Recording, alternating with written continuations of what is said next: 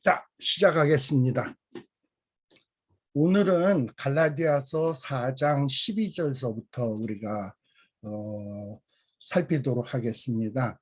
오늘 두 번에 걸쳐서 라이브로 진행을 하게 되는데 제가 12절서부터 4장 마지막까지를 다 다루도록 하겠습니다. 앞부분에서는 12절에서부터 20절까지, 뒷부분에서는 21절에서부터 마지막 부분까지 이렇게 살피도록 할 건데요. 먼저 앞부분에서 살필 내용 12절에서 20절까지는 이 사도 바울이 자기 자신을 이 율법주의자들, 특별히 갈라디아 교회 교인들을 미혹하고 있는 거짓 교사, 거짓 사도라고는 할 수 없죠. 거짓 교사들, 이 사도 바울이 자기 자신을 이 거짓 교사들, 율법주의자들과 비교하면서 특별히 갈라디아 교인들과 자신의 관계가 얼마나 친밀하고 이게 정말 사랑의 관계였는지를 상기시키는 데 힘을 기울이고 있습니다. 그래서 사도 바울은 갈라디아서 4장 12절에서부터 보게 되면 이 갈라디아 교회 교인들을 이전에는 갈라디아 사람들아 이러면서 아주 딱딱하고 책망하는 어조로 호칭을 했었는데 이 12절에 보면 갈라디아 교회인들을 자기 가족 같은 형제들, 형제들아라고 따뜻한 어조로 부르고 있고요. 그리고 이제 형제들이라는 말에서 더 나아가서는 이 뒷부분의 19절 같은 데 보면 갈라디아 교회들을 뭐라고 얘기하냐? 나의 자녀들아 라고 이야기를 해요. 어떻게 보면 부모와 자녀 간의 그 사랑의 관계가 더 끈끈하지 않습니까? 앞에서는 형제들아, 형제들도 사랑의 관계인데 여기에서 더 나아가서는 나의 자녀들아 라고 이렇게 이야기를 하고 있어요. 이렇게 사도 바울은 갈라디아 교회 교인들을 가족처럼, 자식처럼 사랑하던, 정말 사랑으로 갈라디아 교인들을 대우하던 정말 귀한 사도였습니다. 그런데 이런 율법주의자들이 갈라디아 교회에 침투해 들어온 다음서부터는 좀 상황이 달라졌어요. 이 갈라디아 교회 교인들 안에 이 거짓 교사들이 들어온 이 지금의 상태는 어떠하고 있는가? 사도 바울은 변함없이 갈라디아 교인들을 사랑하고 있는데 이 갈라디아 교회 교인들은 좀 마음이 바뀌어진 것 같아. 특별히 이 거짓 교사들의 이간질로 인해 가지고 이제는 더 이상 바울을 사랑하지 않고 저 바울이 사도 맞아? 바울이 우리에게 가르치는 게 맞는 거야? 아무래도 좀 바울은 사꾸라 같아, 가짜 같아 이러면서 바울을 신뢰하지 않는 거예요. 오히려 이 갈라디아 교회 교인들은 자기네들을 미혹시키고 있는 이 거짓 교사들의 말을 더 믿고 이 거짓 교사들을 더 사랑하고 있다.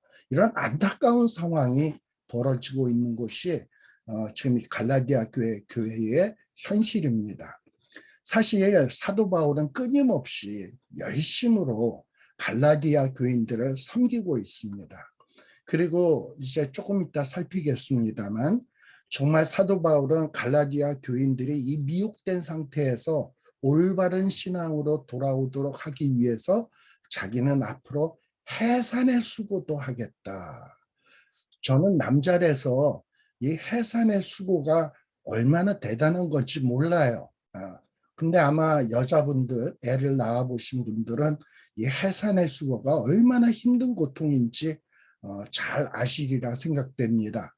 근데 사도 바울은 갈라디아 교인들이 올바른 신앙으로 돌아올 수만 있다면 나는 그들을 위해서 해산의 수고도 하려 한다라고 이렇게 다짐을 하고 있어요.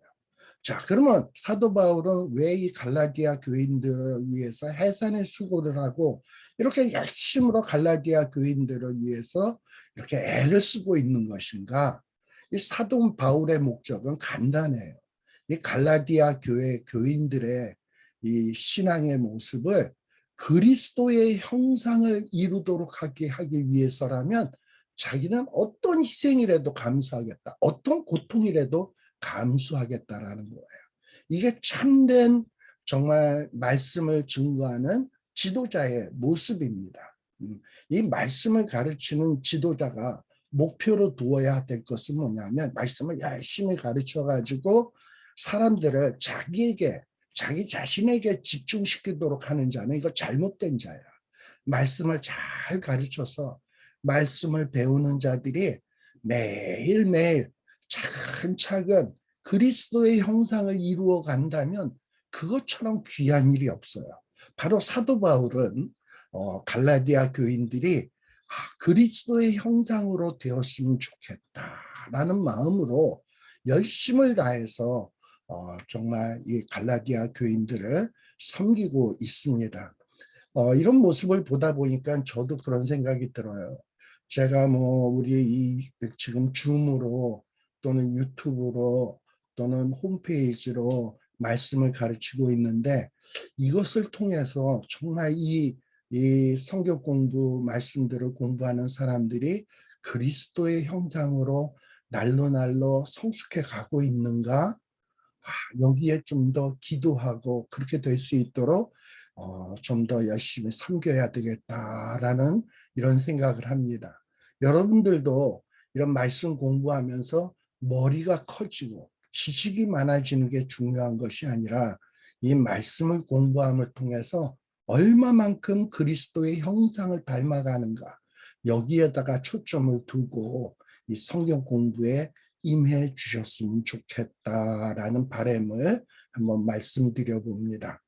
그런데요, 사도 바울도 열심이지만 이 거짓 교사, 율법주의자들도 아주 열심히 해요. 근데 이들은 열심으로 뭘 하느냐? 미혹하는 일에 열심이야. 이들이 이렇게 열심히 미혹하는 일, 이렇게 열심을 내는 이유는 뭐냐? 갈라디아 교인들이 그리스도의 형상으로 변화돼 가는데 목적이 있지 아니하고 이들이 열심히 미혹을 해가지고 갈라디아 교인들이 이 거짓 율법주의자들에게 집중을 하고 이 거짓 율법주의자, 거짓 교사들을 섬기도록 하기 위해서 이들은 열심히 일하는 거야. 그러니까 바울도 열심히 하고 율법주의자들도 열심인데 이 목적이 달라. 사도 바울은 이 갈라디아 교인들이 그리스도의 형상으로 변화돼 가는데 목적을 두고 섬기는 반면에 이 율법주의자들은 열심히 하는 이유가 뭐냐? 결국에는 자신을 섬기도록 하는데 자신이 드러나도록 하는데 이 율법주의자들의 목적이 있어요. 그래서 여러분들을 가르치는 말씀의 교사나 어떤 영적 지도자들을 분별을 할 때 저자가 정말 올바른 말씀 지도자냐 거짓된 지도자냐 할 때 그들이 과연 목적을 두고 있는 것이 무엇인가? 말씀을 배우고 있는 우리들을 그리스도의 형상을 담도록 그리스도의 형상으로 변화되도록 인도하는가? 아니면 우리들에게 열심히 해가지고 자기를 섬기도록 하는데 관심을 두고 있는가?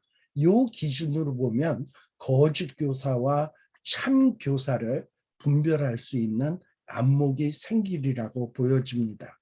그래서 사도 바울은 열심을 다해서 이 거짓 교사들의 잘못이 무엇인지를 깨우치기 위해서 피를 토하는 심정, 요게 아까 19절에서는 해산의 고통이라 그랬죠. 해산의 고통을 감수하면서라도 나는 말씀을 선포하며 수고하겠다. 그리고 자신이 정말 어떤 사도인지를 요 12절에서 20절까지 밝히고 있습니다. 제가 일단 요 12절에서 20절까지 제일 중요한 내용을 압축해서 한번 설명을 드렸어요. 요 내용을 머리에다가 염두에다 두면서 우리가 성경 본문을 한번 차근차근 살펴보도록 하겠습니다.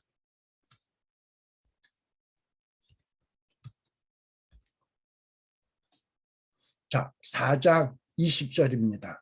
제가 아까 얘기했죠. 갈라디아 교인들을 뭐라고 부르고 있습니까? 형제들아 라고 얘기하고 있어요. 이전에는 갈라디아 사람들아. 그러니까 이만큼 사도 바울은 갈라디아 교인들을 자기의 가족처럼 여기고 있는 거야. 그러면서 지금 뭐라고 얘기하냐면 내가 너희와 같이 되었은즉이라고 말을 하고 있습니다. 우리말 성경에는 되었은즉이라는 말이 이렇게 기록이 되어 있습니다만 원문에는 되었은즉이라는 말이 없습니다. 어떻게 되어 있냐? 내가 너희와 같았다라는 말이에요. 내가 너희와 같았다. 자, 내가 너희와 같았다라는 이 말은 어떻게 보면 두 가지로 해석될 수 있는 말입니다. 이 갈라디아 교회 교인들은 이 성도 그리스도인이 되기 전에는 이방인이었습니다. 유대인이 아니고 이방인이었어요. 이들이 이방인으로 살 때는 율법이라는 게 있는지 없는지도 몰랐어. 그리고 율법에 대해서 눈꼽만치도 관심 없이 그러고 살았단 말이죠. 전혀 율법에 매이지 않고 살아갔던 사람들이에요. 이방인으로서. 근데 지금 사도 바울이 갈라디아 교인들에게 형제들아 내가 너희와 같다라고 얘기하는 말은 뭐냐? 너희들이 이방인일 때 율법에 전혀 매이지 않았던 것처럼 나도 지금 율법에 매여 있는 사람이 아니다. 마치 너희들이 이방인일 때 율법에 매여 있지 않았던 그 이방인과 같이 나는 율법에 매여 있는 자가 아니다. 라고 얘기하고 있는 거예요. 네. 또 요거를 다시 또 이렇게 해석할 수도 있어요. 내가 너희와 같았다라는 말은 지금 갈라디아 교인들은 지금 어떤 상태입니까? 지금 현 상태에 갈라디아 교인들은 예수님을 믿고 성도들이 되었어요. 그런데 이 거짓 교사들이 갈라디아 교회 안에 들어와서 야, 믿음으로만 어떻게 구원을 얻냐? 어떻게 믿음으로만 하나님의 백성이 될 수 있어? 율법도 지켜야 돼. 율법의 유전도 지켜야 돼. 이러면서 이 갈라디아 교인들은 막 미혹해가지고 그들의 믿음을 흔들어 놨어요. 그래서 많은 갈라디아 교인들 가운데 어떤 사람들이 생겨났냐? 아, 맞아. 믿음만으로는 안 돼. 율법을 지켜야 돼. 우리가 이전에는 율법과 전혀 관계없이 살았지만 이제 예수를 믿었으면 하나님의 백성이 되었으면 하나님이 주신 율법도 지켜야 돼. 그리고 율법을 지켜야 구원을 완성할 수 있어. 이러면서 이제 어떤 거짓 교사들의 미혹으로 인해서 율법에 매여 있는 이런 갈라디아 교인들이 많았다 이 말이에요. 그래서 지금 사도 바울이 뭐라고 얘기하냐? 나도 과거에는 너희들이 율법을 막 중요시 여기고 율법을 지켜야 뭐 구원을 얻고 율법을 지켜야 하나님의 백성을 생각하는 하나님의 백성이 될 것이라고 생각하는 그런 사람이었다. 나도 너희와 과거에는 너희와 같았다. 너희와 같이 율법이 필요하다고 생각을 했었다. 그런데 지금 예수님을 믿고 예수 그리스도와 함께 십자가에 못 박히고 나니까 나는 이제 율법에 매여 있지 않다. 참 자유자가 되었다. 그런데 이렇게 참 자유자가 되었는데 너희도 이제는 나와 같이 율법에 매이지 않은 그런 사람이 되기를 구하노라 라고 이야기를 하고 있는 거예요. 제가 볼 때는 요 후자의 내용이 더 맞는 것 같다라는 이런 생각이 됩니다. 사실 갈라디아 교회 교인들은요, 과거에는 아까 율법을 모르고 살았죠. 뭐 율법을 모르니까 율법에 얽매일 필요도 없지. 그러다가 이 사도 바울을 통해서 예수 그리스도를 믿게 되고 구원을 얻게 되었습니다. 그런데 구원받은 이후에 거짓 교사들이 들어와 가지고 이전에 알지도 못했던 율법을 알게 되었어요. 그리고 이 거짓 교사들의 미혹으로 인해서 이 율법을 지켜야 구원이 완성되고 하나님의 백성으로 완성될 것이다. 이런 생각들을 하기 시작을 했습니다. 그러다 보니까는 뭔가 이 거짓 교사의 꼬임에 빠져서 그동안 자기네들 갈라디아 교인들을 위해서 힘쓰고 애쓰고 수고한 사도 바울을 저 가짜 사도 아니야, 저 거짓 선생 아니야 이러면서 바울을 의심하고 배척하고 오히려 자기네들을 미혹하는 자들을 더 따르면서 사도 바울에게 해롭게 하고 있었다. 이 얼마나 어처구니 없는 일입니까? 사도 바울은 갈라디아 교인들을 가족같이 여기고 그들을 위해서 눈물로 기도하고 사랑으로 주의 말씀을 가르치고 애를 썼는데 이 미혹하는 자들의 미혹에 빠지다 보니까 이 사도 바울과 갈라디아 교회 교인들의 이 사랑의 관계가 원수의 관계로 변질되었다. 이 미혹하는 자로 인해서 공동체가 가르치는 자와 배움을 받는 자들 관계가 원수의 관계로 변질되게 되었다. 참 무서운 일이죠. 그래서 사도 바울은 이 갈라디아 교회의 문제점, 특별히 갈라디아 교인들의 잘못을 깨우치기 위해서 다시금 이전에 바울과 갈라디아 교회 교인들과의 관계가 얼마나 친밀했었는가 하는 것을 지금 사도 바울이 상기시키고 있는 겁니다. 즉 무슨 얘기냐? 야, 우리가 이전에는 가족 같았고 형제 같았고 나는 아버지 같고 너희는 내 자녀 같은 이런 관계였는데 이제 너희들은 나를 의심하고 신뢰하지 않고 나를 배척하고 이런 상태가 되어버렸는데 우리가 어쩌다 이렇게 되었는가? 그리고 막 바울을 해롭게 하고 바울의 사도권을 무시하는데 어쩌다 이렇게 되었는가? 이전에는 우리가 얼마나 좋았는데 이전에는 갈라디아 교인들이 사도 바울을 해롭게 하지 않았어요. 아니, 해롭게 하지 않은 정도가 아니라 이 사도 바울에게도 연약함이 있었거든요. 그 연약함을 진심으로 이해하고 이 사도 바울의 이 연약함을 어떻게 해서든지 도료했던 것이 갈라디아 교인들이었어요. 미혹되기 전에는 이런 좋은 관계가 되어 있었습니다. 자, 그래서 4장 13절에 사도 바울은 이렇게 이야기합니다. 내가 처음에 육체의 약함으로 말미암아 너희에게 복음 전하는 것을 너희가 아는 바라. 여기 언뜻 우리 번역 성경으로 보면 내가 처음에 육체의 약함으로 말미암아 너희에게 복음을 전했다. 그러니까 복음을 전한 이유가 내 육체가 약하기 때문에 복음을 전한 것이다 라고 이렇게 오해하기가 쉬워요. 근데 육체의 약함으로 말미암아라는 요 말미암아라는 헬라어가 디아라고 하는 전치사를 사용하고 있어요. 근데 이 전치사는 통하여 말미암아 뭐 이런 식으로도 번역하기도 합니다만 어떤 상태라는 말로도 번역할 수 있어요. 즉 무슨 얘기냐? 내가 처음에 복음을 전할 때는 내 육체가 약한 상태에서 내 몸이 심히 연약한 상태에서 너희에게 복음 전했던 것을 너희가 잘 아는 바라. 이렇게 번역을 하는 것이 옳은 것 같습니다. 사도 바울이 뭐 이고니아, 루스드라, 버가 이 갈라디아 지역에서 이 복음을 전도할 때, 복음을 전파할 때 상당히 사도 바울의 몸이 안 좋은 상태였던 것 같습니다. 육체가 약한 상태였어요. 보통 요 사도 바울이 자기의 육체의 약함을 이야기할 때 고린도후서 12장 7절에서는 뭐라고 얘기하냐? 이 육체의 약함을 육체의 가시라는 표현을 사용하고 있어요. 내 몸에는 육체의 가시가 있다. 그래서 내 육체가 약하다. 이런 식으로 표현을 하고 있습니다. 자, 그러면 사도 바울의 육체의 약함이 뭘까?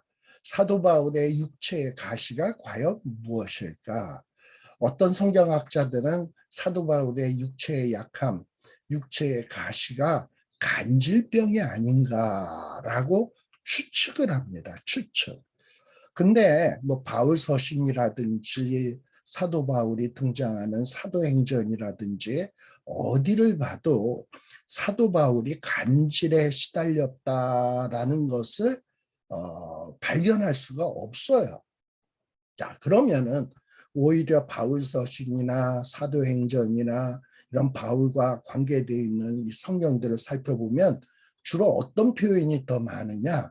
눈과 관계되어 있다는 것을 우리가 발견할 수 있습니다. 특별히 이 갈라디아서 지금 4장 13절을 이야기하고 있습니다만 15절에 보면 사도 바울은 갈라디아 교인들에게 뭐라고 얘기하냐? 야, 갈라디아 사람들아, 너희들이 내가 이 육체의 약함의 상태에서 복음을 증거할 때 너희들이 아주 안타까워하면서 너희의 눈이라도 빼주려고 했었다라고 언급을 하고 있어요. 그래서 이 사도 바울의 육체의 약함은 아마 육체의 가시는 이 눈과 관계된 것, 어떤 안질과 같은 이런 질병으로 보는 것이 가장 타당하다라고 생각해야 됩니다. 특별히 사도 바울은 이 평소에도 눈 때문에 많이 고생했던 것 같아요. 우리가 왜 이렇게 사도 바울이 눈이 안 좋았을까 짐작할 수 있는 사건이 뭐냐면 사도 바울이 다메섹으로 가다가 예수 믿는 자들 핍박하기 위해서 다메섹으로 가다가 아주 광명한 빛을 보았죠. 그리고 앞을 못 보게 되었고 그러다가 아나니아라고 하는 자가 와가지고 기도해 줄 때 눈에서 비늘 같은 것이 떨어졌다. 뭐 이런 이야기들이 성경에 나오는데 아마도 다메섹 도상에서 예수 그리스도의 그 광명한 빛을 본 것이 이 사도 바울이 눈에 어떤 질병이 든 것과 좀 연관이 있지 않을까라는 생각이 듭니다. 근데 아무튼 사도 바울은 이 눈 때문에 많은 고생을 했던 것 같아요. 특별히 갈라디아 지역에서 이 복음을 증거하는 사역을 할 때는 이 눈병이 더욱더 심각해졌던 것 같습니다. 그래서 이 말씀을 전하다 보면 막 눈에서 진물 같은 것이 줄줄줄줄 흐르면서 막 이 복음을 증거하는 이 사도 바울의 모습을 보고서는 갈라디아 교인들이 우리를 위해서 저렇게 열심히 말씀을 가르치는 분이 저렇게 눈에서 진물이 나오네. 내 눈이라도 빼줄 수 있으면 얼마나 좋을까. 그래서 사도 바울이 정말 복음 증거하는데 불편을 겪지 않게 된다면 얼마나 좋을까 이러면서 생각을 했던 것 같습니다. 그리고 또 바울이 시력이 나빠서 고생했다는 것은 요 갈라디아서 나중에 6장 11절에 보면 사도 바울이 큰 글씨로 썼다라는 표현이 나와요. 이 갈라디아서를 쓸 때 큰 글씨로 썼다. 이 눈이 잘 안 보이니까 조그만 글씨로 쓰면은 자기가 지금 글씨를 올바로 쓰고 있는지 깨닫지를 못해. 그래가지고 눈이 안 좋다 보니까 큰 글씨로 썼다. 아마 상당히 시력도 안 좋았던 것 같습니다. 그리고 또 바울 서신 같은 경우에 보면 대부분의 편지들을 사도 바울을 보좌하던 누가복음을 썼던 누가가 이 바울의 편지를 대피를 했어요. 사도 바울이 말을 하면 그 말을 듣고 누가가 기록을 했던 것을 볼 수가 있습니다. 이런 걸 볼 때 사도 바울의 육체의 약함, 육체의 가시는 눈 때문이었다. 뭐 구체적으로 정확하게 눈이 어떤 질병으로 그렇게 눈으로 고생을 했는지 모르지만 아무튼 시력도 안 좋고 막 눈에서 진물 같은 것도 나오는 아주 심각한 병이 아니었나라는 생각이 듭니다. 자, 그런데요, 우리 성도들, 특별히 말씀을 가르치는 자와 말씀을 배우는 자들의 이 신앙이 건강할 때, 그리고 그 관계가 좋을 때, 돈독할 때는요, 이렇게 관계가 좋을 때는 이 공동체 안에 서로 관계가 좋을 때는 어떤 상대방의 약점을 보고서도 사랑을 합니다. 육체의 가시를 보고서도 사랑할 수 있어요. 이 연약함을 보면서 내가 대신 아파줬으면 좋겠는데 그리고 정말 사랑하면은 그 사랑하는 자를 위해서 대신 간쓸게 콩팥까지도 내주려고 합니다. 우리가 자식을 낳고서 자식이 이쁘면 자식이 기저귀에다가 싼 은가한 거를 보면서도 아유 요놈 새끼는 싼 똥도 이쁘네 이러고서는 자기의 자식이 기저귀에다가 그야말로 더럽게 싸놓은 똥까지 이쁘다라고 이야기를 한단 말이죠. 네. 정말요, 복음에 감동하고 말씀을 가르치는 자가 전해주는 그 말씀에 은혜를 받게 되면 이 말씀을 증거해 주는 자가 그렇게 고마울 수가 없습니다. 정말 고맙지요. 그리고 고맙다 보면 그분을 위해서 뭔가 해주고 싶고 그분이 아프면 대신 아파주고 싶고 이런 마음이 든단 말이죠. 바로 갈라디아 교인들과 사도 바울의 관계가 그러했어요. 그런데 이런 꼴을 제일 보기 싫어하는 자가 누굽니까? 사탄이에요. 사탄은 그리스도 안에서 복음 안에서 서로 사랑으로 끈끈하게 얽혀져 있는 그 꼴을 못 봐. 그래가지고 그 공동체의 이 사랑의 공동체의 이 관계를 깨뜨려 버리고 싶은 거예요. 사탄의 그 마음입니다. 그래서 이 사탄은 이 거짓 교사들, 자칭 야고보가 보내서 왔다라고 하는 자칭 사도, 자칭 거짓 교사, 이 율법주의자들을 미혹해가지고 이들을 갈라디아 교회에 침투를 시켜서 사도 바울과 갈라디아 교인들의 그 끈끈한 사랑의 관계를 이간질을 시키고 있는 거야. 야, 사도 바울이 무슨 사도야. 저자는 예수님이 12제자와 함께 다닐 때 거기 끼지도 못한 사람이었어. 그리고 예수님 공생의 기간에 예수님의 말씀을 직접 들은 자도 아니야. 저런 자가 어떻게 사도가 될 수 있어.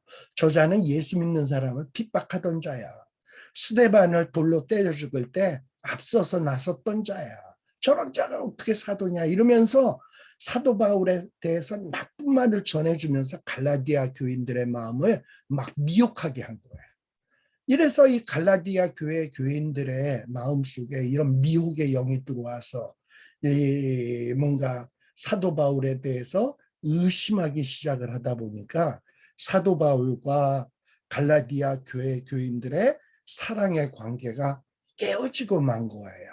그러면서 사도 바울을 의심하고 저거 거짓 사도 아니야? 경계해야 되는 것 아니야? 그리고 미워하게 되고 더 나아가서는 사도 바울에 대해서 모함을 하고 욕을 하는 해를 끼치는 자가 되게 된 거예요. 자, 이 미혹이 되게 되면 아무리 진리를 그래서 미혹이 되게 되면 아무리 진리를 전해 주어도 이 진리를 전해 주는 자를 원수처럼 여기게 돼. 여러분들 4장 16절에 나오는 내용입니다. 내가 진리를 전했다고 너희와 원수가 될 수 있느냐라는 얘기가 나와요. 네. 참 또 이렇게 미혹이라고 하는 것이 참으로 무서운 겁니다. 공동체를 완전히 깨뜨려 버리는 거야. 자, 그래서 4장 14절에 보면 마찬가지 얘기입니다. 너희를 시험하는 것이 내 육체에 있다. 자꾸 사도 바울을 보고 이제 갈라디아 교인들이 시험을 받는데요. 그 중에 하나가 이 안질, 눈이 안 좋은 거.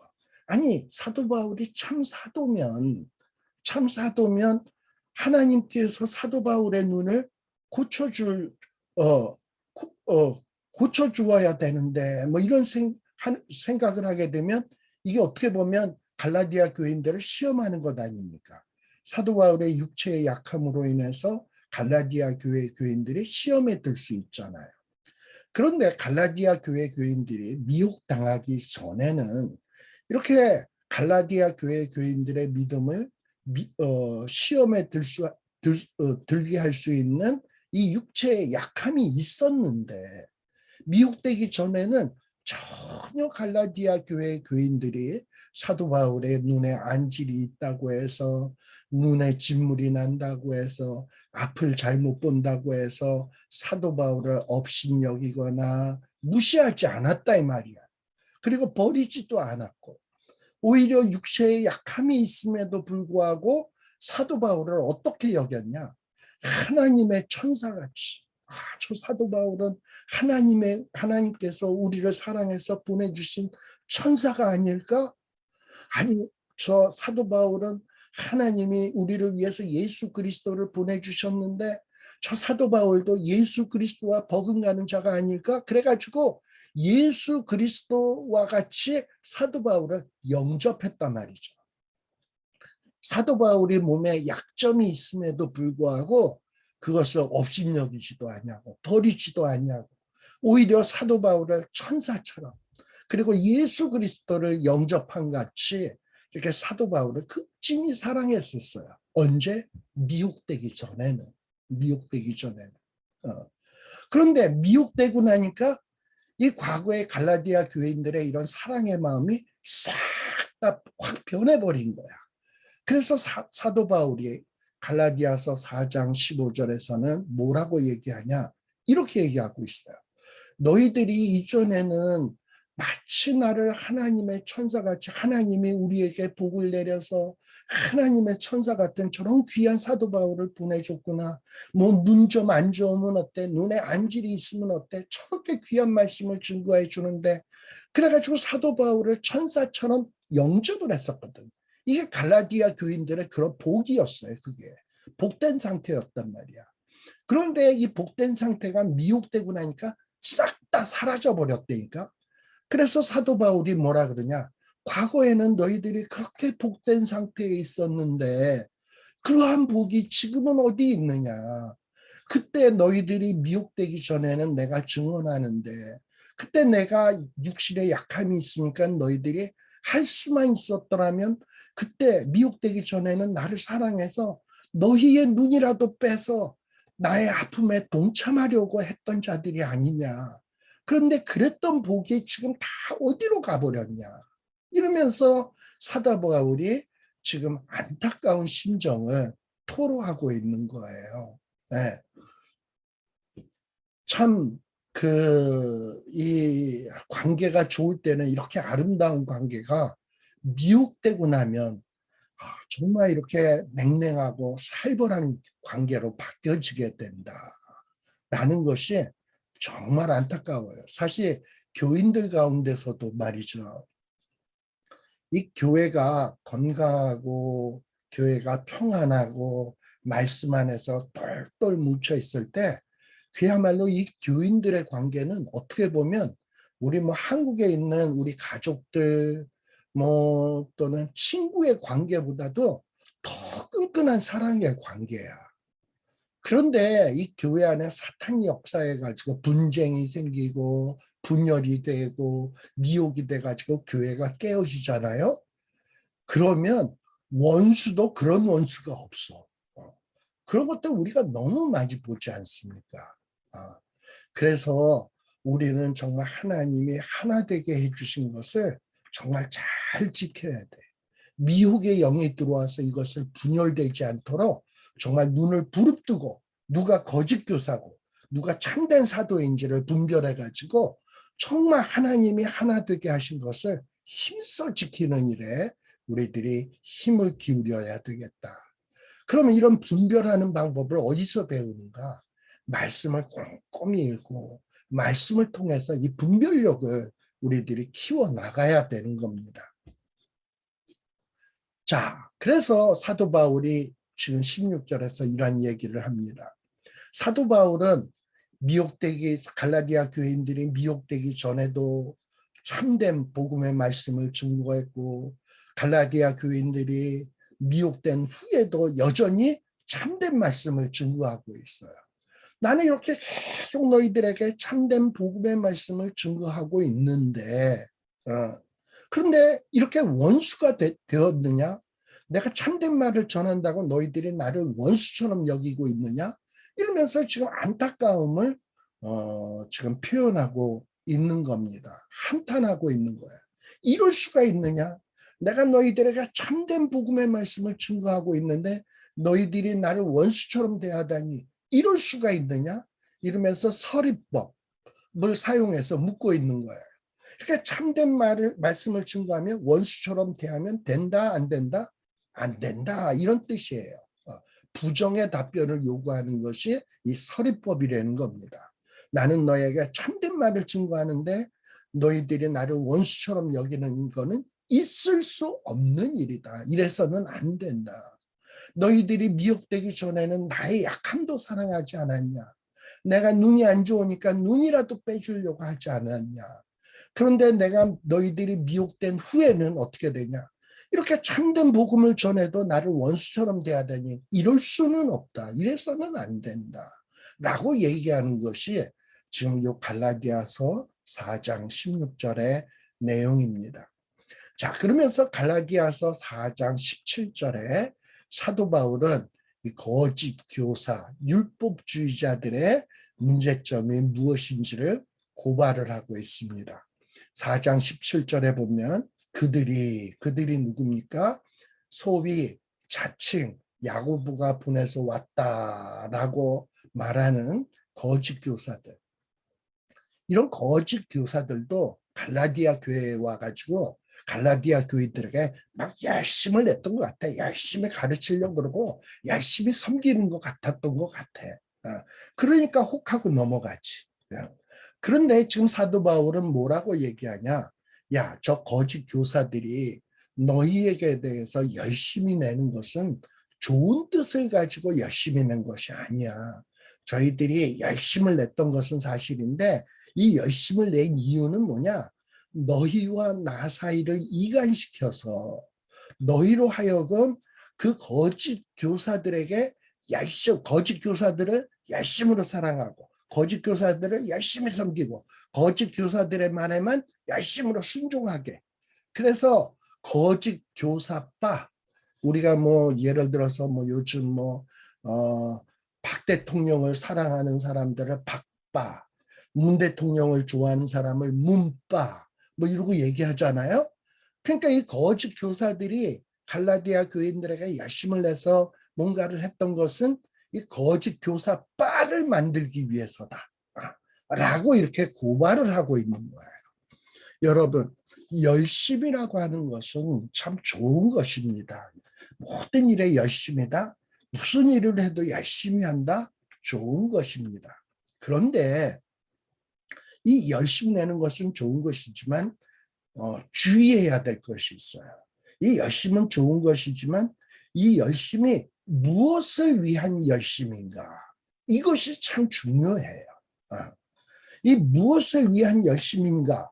잘못된 것을 위해서 열심이면 그 열심은 상당히 위험한 겁니다. 그러나 좋은 것을 위한 열심이면 그 참으로 귀한 것이죠. 자, 열심은 좋은 것입니다. 그런데 지금 이 율법주의자들은 무엇을 위해서 지금 열심입니까? 하나님을 위해서 열심입니까? 아니에요. 율법주의자들 자기 자신, 갈라디아 교인들이 자기 자신들을 섬기는 자들이 되도록 하기 위해서 열심을 내는 거야. 율법주의 바를 만들기 위해서 열심인 거야.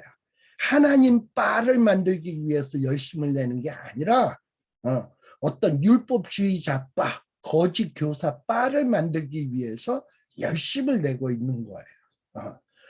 참 이기적인 거죠. 우리가 여기서 한번 생각해 봐야 될 것은 뭐냐 하면 우리 한국에 또는 여기 지금 미국에서도 교회마다 제자 훈련이라는 거를 하고 있습니다. 교회마다 제자 훈련 프로그램이 있는 교회들이 많이 있죠. 한국의 사랑의 교회 목사였던 옥하는 목사님이 처음에 이 제자 훈련을 도입을 해가지고 한국 사랑의 교회를 아주 상당히 많이 부흥을 시켰습니다.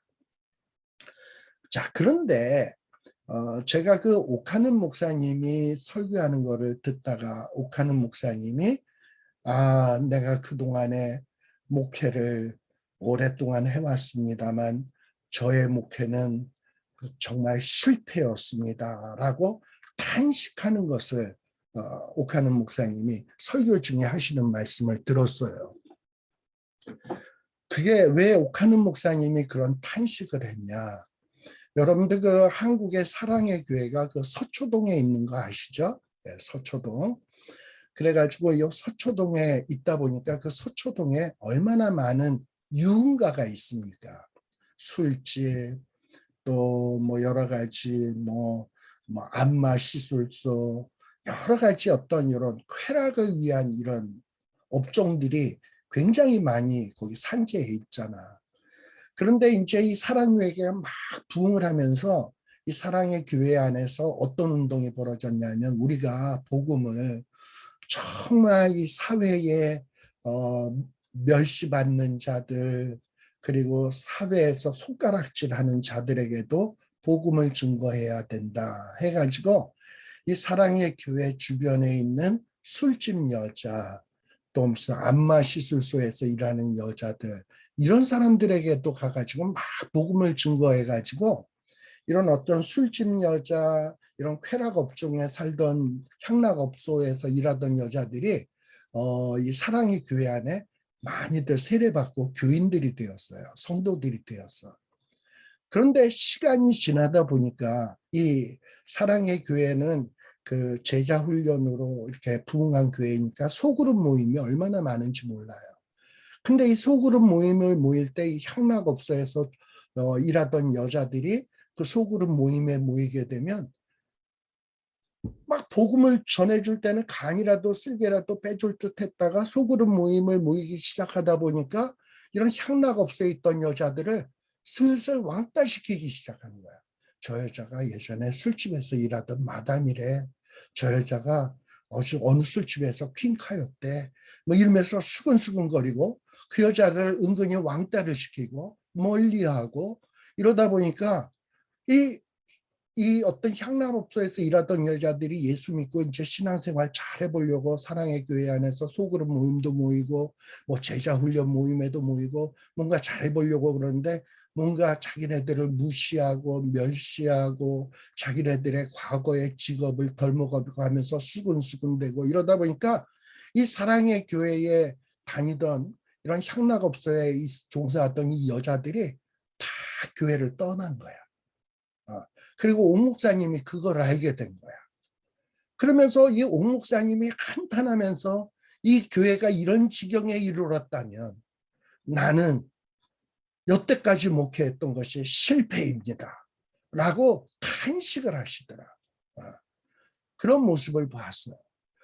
여러분, 그동안에 막 제자 훈련을 시켰는데 누구의 제자를 만든 겁니까? 우리 보통 제자 훈련을 시키다 보면 목사님들이 이 제자 훈련 프로그램을 도입할 때 보면 그 의도를 잘 봐야 돼. 제자 훈련을 시켜서 교회에 필요한 소모품 일꾼을 양성시키기 위해서 제자 훈련을 한다? 잘못된 겁니다.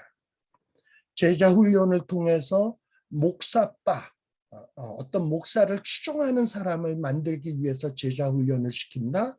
그리고 그 제자 훈련 시킨 사람들을 목사의 제자로 만들기 위해서 제자 훈련을 한다? 잘못된 것입니다. 그리고 제자 훈련을 통해서 뜻이 맞는 사람들끼리만 제자고 다른 사람을 배척한다? 제자 훈련 잘못된 겁니다. 제자 훈련을 시키면 이 제자는 누구의 제자로 만들어야 되느냐?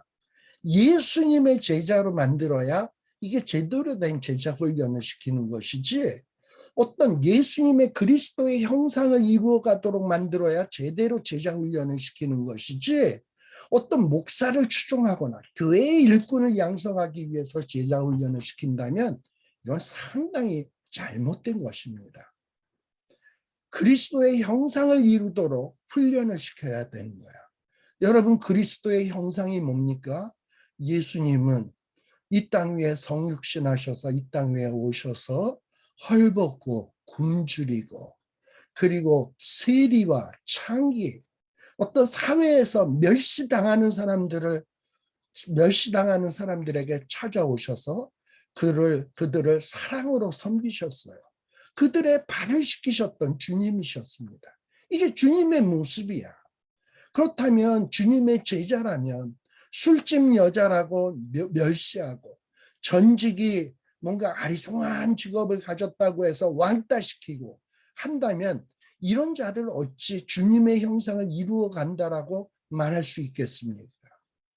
만일에 그 자가 제자 훈련을 받아서 여전히 어떤 사회적으로 멸시받던 직업에 있었던 사람을 무시하고 멸시하고 못 배웠다고 무시하고 이전에 직업이 하찮다고 무시한다면 그 자는 절대 그 주님의 형상을 이루고 있다라고 말할 수 없어요. 이건 주님의 제자가 아닌 겁니다.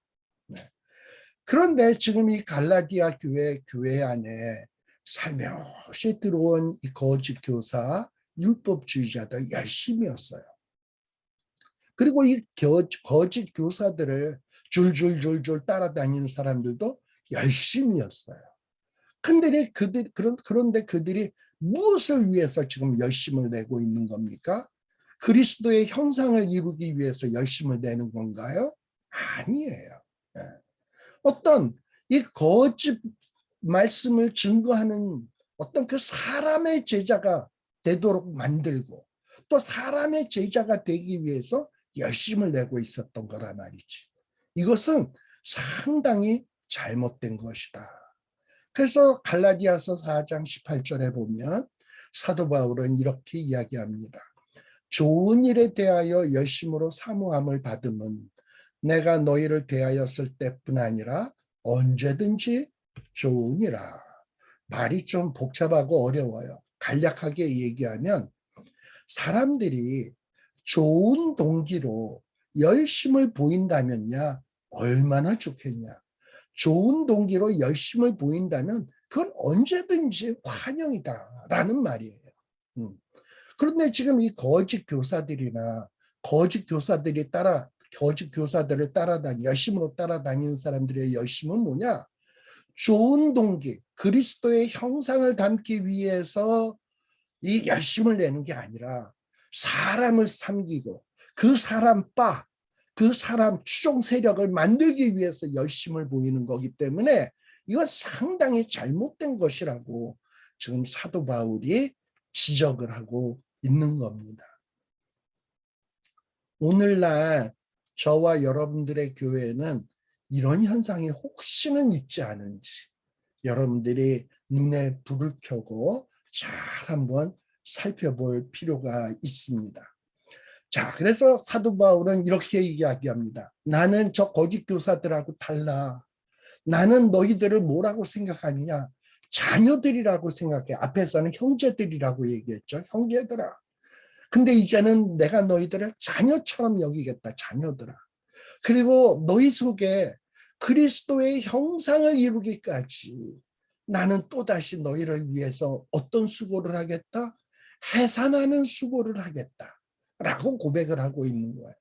너희들이 지금 잘못된 신앙으로 그리스도의 형상을 닮아가는 게 아니라 어떤 사람을 추종하고 어떤 사람을 따라다니는 이런 잘못된 신앙으로 가고 있는데 그것을 고치기 위해서라면 나는 이전에는 막 눈에 안질 진물을 흘리면서라도 다 복음을 증거했는데 이제 그 정도의 고통이 아니라 여자들이 최고로 고통스러워하는 해산의 수고를 해서라도 내가 너희들의 잘못을 바로잡고 싶다라고 지금 이렇게 고백을 하고 있는 거야.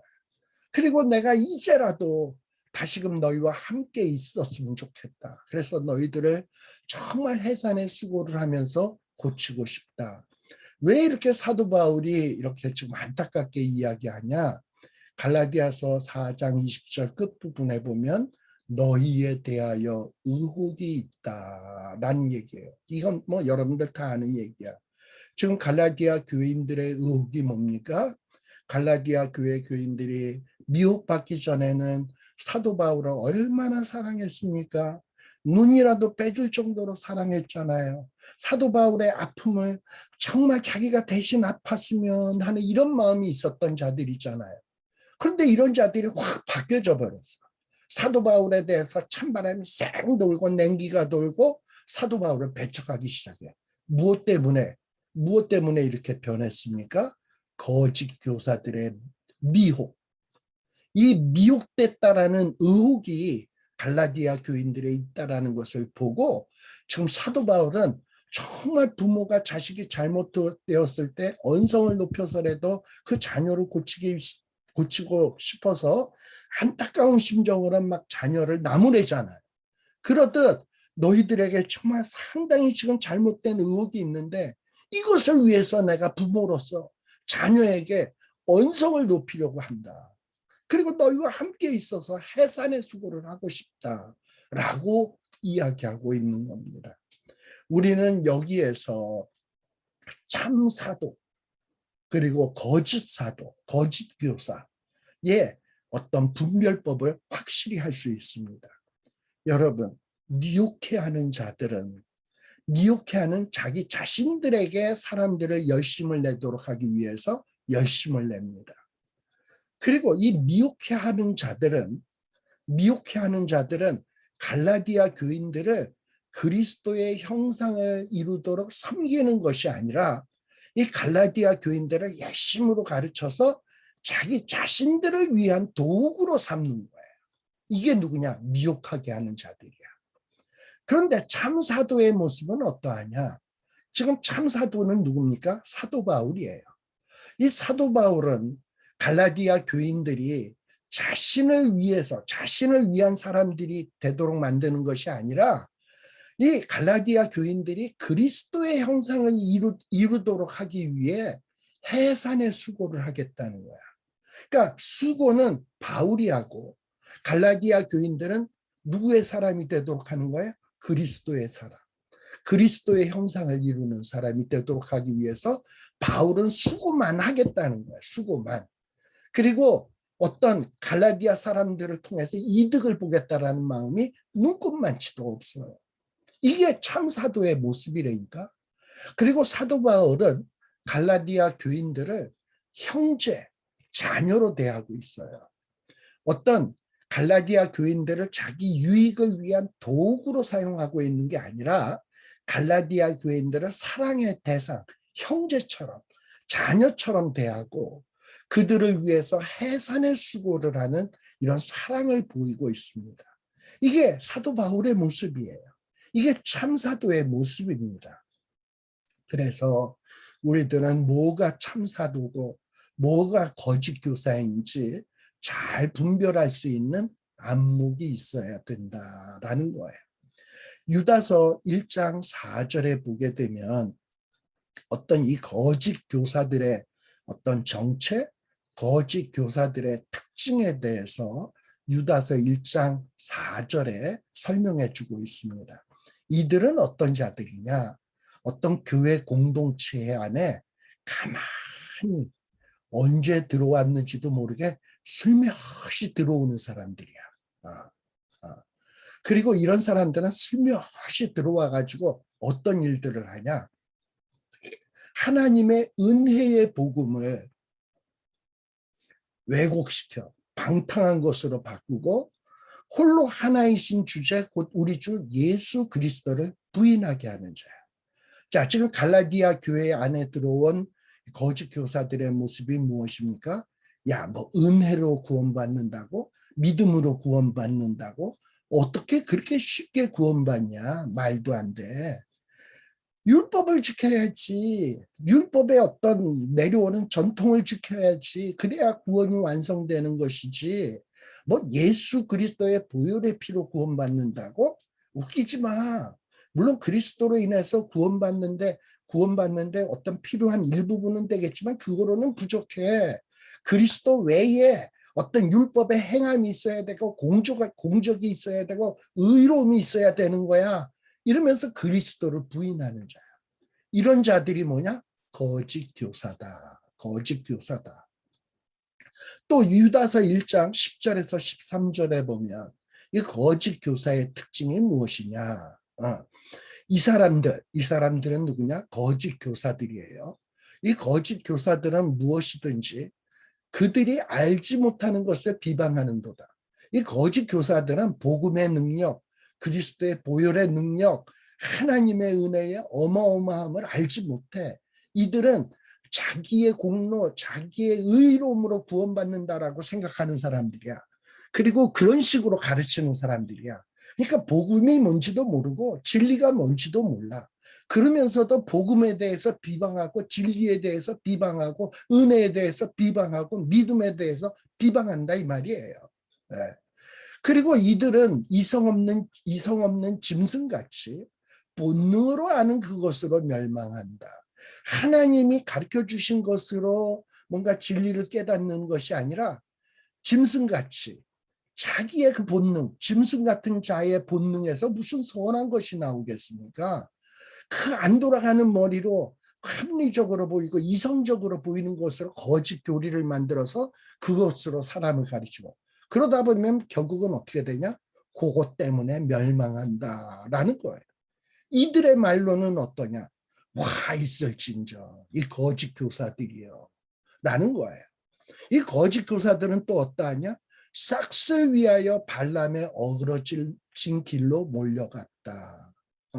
이 거짓 교사들의 특징은 뭐냐면 자기가 가르치는 사람들을 그리스도의 형상을 이루도록 하는 것이 아니라 그들을 이용해서 이 많은 수적인 어떤 교인들을 이용해서 또 교인들이 내는 헌금을 이용해서 뭔가 금전적인 이득을 위해서 잘못된 길로 간단 말이지.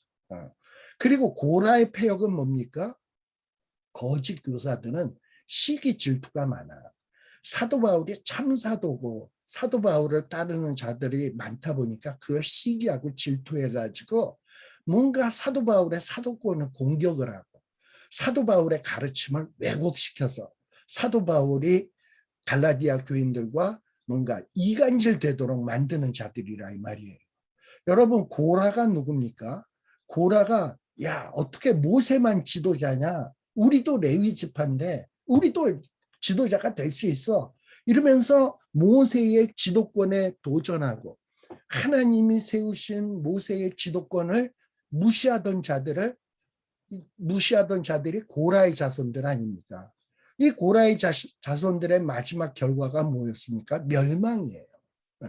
이렇게 뭔가 시기 질투로 하나님이 세우신 지도자를 비방하고 그리고 그 지도권에 도전하고 그래서 잘못된 가르침을 가르치는 자들 이런 자들은 그 마지막이 멸망이다.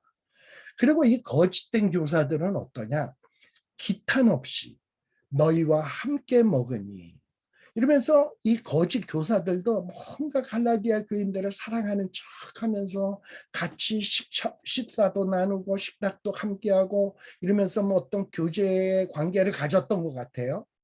근데 이렇게 갈라디아 교인들과 함께 먹었던 그 애찬의 암초요. 자기 몸만 기르는 목자요. 바람에 불려가는 물 없는 구름이요. 죽고 또 죽어 뿌리까지 뽑힌 열매 없는 가을 나무요. 자기 수치에 거품을 뿜는 바다의 거친 물결이요.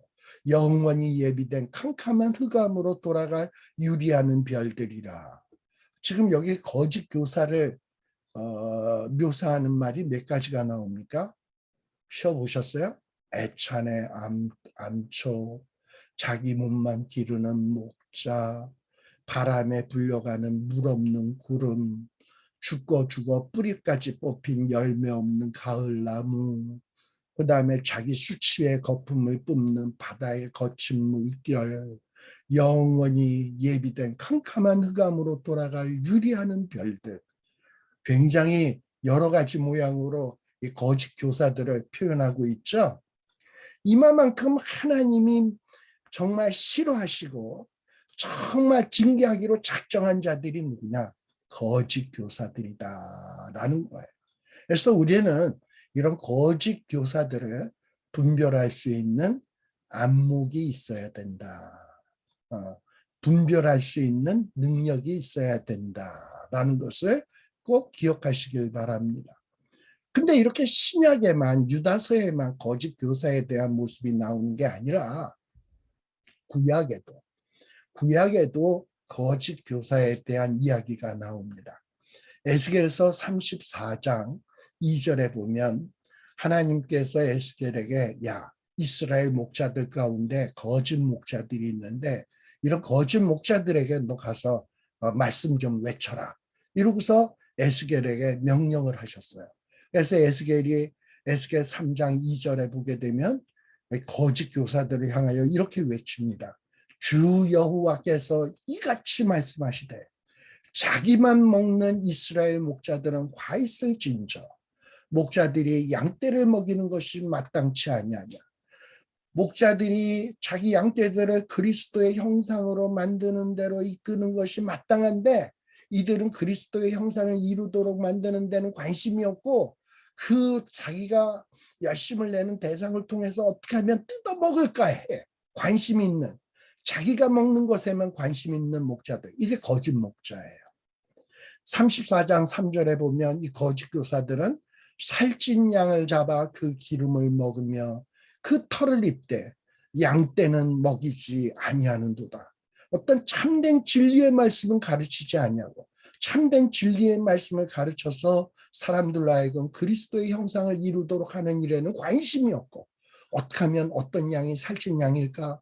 어떤 양이 부자 양일까? 어떻게 하면 저자를 통해서 뜯어먹을까? 여기에만 관심이 있는 거예요. 34장 4절에 보면 연약한 자를 강하게 하지 아니하며 병든 자를 고치지 아니하며 상한 자를 싸매주지 아니하며 쫓기는 자들을 돌아오게 하지 아니하며 잃어버린 자를 찾지 아니하고 다만 포악으로 그것을 다스렸도다. 내가 가르치는 율법을 지키지 않으면 너희에게 저주가 있을지로다. 내가 말하는 것을 지키지 않으면 너희들 구원 못 받아. 이러면서 포악으로 공포로 사람들을 종으로 만드는 거예요. 이렇게 구약시대에도 이런 거짓 교사가 있었고 신약시대에도 거짓 교사가 있었고 오늘날에도 이 참된 사도들도 있지만 이 거짓 목자들이 많은 교인들을 잘못된 길로 인도하는 일들이 비일비재합니다. 이 에스겔은 탄식을 합니다. 목자가 참된 목자가 없으므로 양떼들이 흩어지고 흩어져서 모든 들짐승의 밥이 되었도다. 제가 아까 말씀드렸죠. 사랑의 교회에 이 과거에 어떤 향락업소의 종사하던 자들이 회개하고 성도가 되었는데 교회 안에 들어왔더니 참된 목자가 아니라 제자 훈련받은 이 사역 훈련받은 어떤 순장, 구역장 이런 사람들이 참된 목자가 아니라 뭔가 지들끼리만 부자끼리만 많이 배운 사람끼리만 똘똘 뭉치고 못 배우고 향락업소에 종사했던 자들은 배척하고 지들끼리만 호호하하하고 그리고 사회적인 약자들은 무시하고 멸시하고 그러다 보니까 이런 사회적 약자들이 어떻게 됩니까? 교회 안에서 뭔가 사랑이라는 걸 받아볼 수 있을까? 교회 안에서 그리스도의 사랑을 느낄 수 있을까 하고 들어왔더니 참기운만 쇳하니 돌고 자기들을 향하여 무시하고 수근수근 되는 소리만 들리게 되면 이들이 어떻게 됩니까? 흩어지고 흩어져서 모든 들짐승의 밥이 되었도다. 옥하는 목사님이 이런 모습을 보면서 내가 지금 여태까지 목회한 것은 실패입니다라고 탄식을 했던 것입니다. 자, 그래서 이 갈라디아서 지금 12절에서부터 우리가 지금 쭉 20절까지 살피었습니다만 참 여기에 보면 참 사도가 어떤 자인지 그리고 거짓 교사가 어떤 자인지 우리가 알 수 있습니다. 그리고 어떤 교회 안에 미혹이라고 하는 것이 얼마나 무서운 것인지 우리가 알 수 있습니다. 그래서 우리가 이런 분별의 영을 말씀을 통해서 잘 깨우치시고 이 교회를 진리의 말씀으로 든든히 지키시고 말씀을 통해서 그리스도의 형상을 이루어가는 저와 여러분들이 되시기를 간절히 기원합니다. 이렇게 첫 번째 시간 이렇게 강의를 하고요. 이제 잠시 한 3분, 4분 정도 쉬었다가 다시금 또 우리가 살피도록 하겠습니다. 잠시 쉬었다 가겠습니다.